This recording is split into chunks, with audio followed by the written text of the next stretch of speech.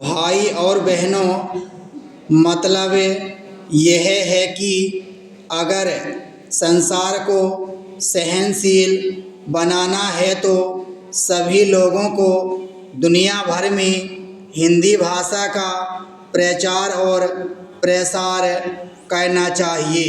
ज़्यादातर व्यापार के लिए कच्चा माल तो किसान ही पैदा करता है, फिर किसान के लिए कृषि अनुसंधान के खर्च में दुनिया भर में कटौती क्यों की जा रही है।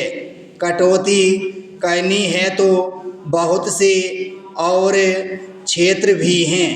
अमीर देश सन 1990 में खेतीबाड़ी को आगे बढ़ाने के लिए जो सहायता दे रहे थे वह थी 12 अरब डॉलर और 10 साल बाद 2000 में 2 अरब डॉलर की कटौती कर दी और यह 10 अरब डॉलर रह गई।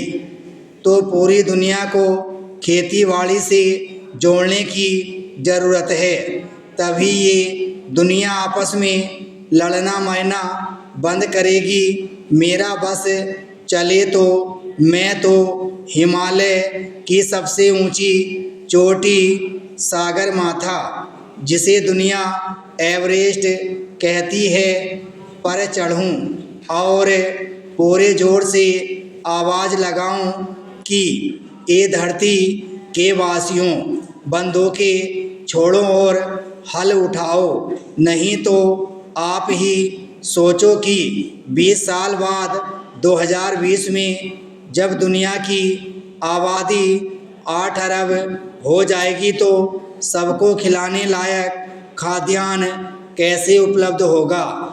उस समय चीन को भी बाहर से गेहूं मंगाना पड़ेगा। सौभाग्य से भारत के बारे में तो कृषि विशेषज्ञों का यही अनुमान है कि भारत के किसान और कृषि वैज्ञानिक मिलजुल कर बढ़ी हुई आबादी का भी पेट भर पाएंगे। आज हमारे अन्न भंडार में 3.5 करोड़ टन से ज़्यादा अनाज भरा है। रबी की फसल आने के बाद यह बढ़कर 5 करोड़ टन तक जा सकता है।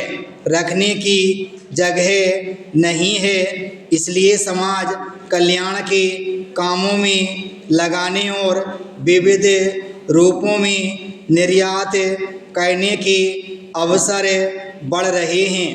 काम के बदले अनाज और बच्चों को पाठशालाओं में नाश्ता कराने व खाना खिलाने के कार्यक्रम पूरे देश में चलाए जा सकेंगे।